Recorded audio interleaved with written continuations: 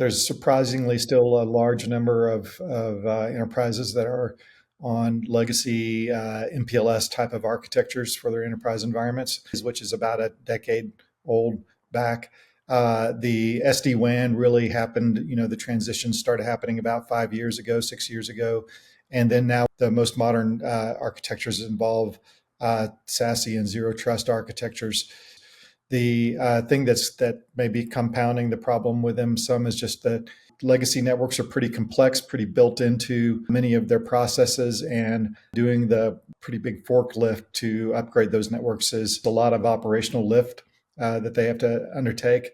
And they got to do it in an environment where the network is still extremely important from an uptime standpoint. They can't take a lot of downtime and risk outages as a result of that.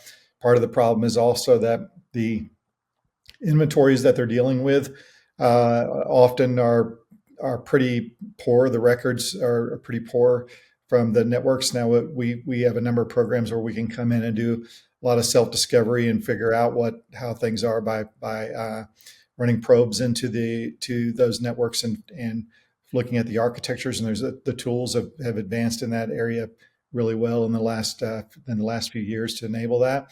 So we can certainly help customers a lot with that, and I do think that we are seeing a big push in modernization now with networks.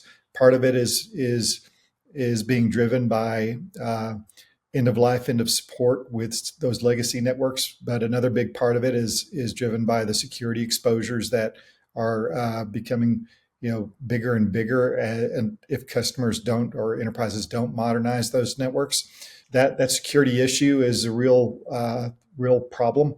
And as the regulatory environment keeps getting shifting focus from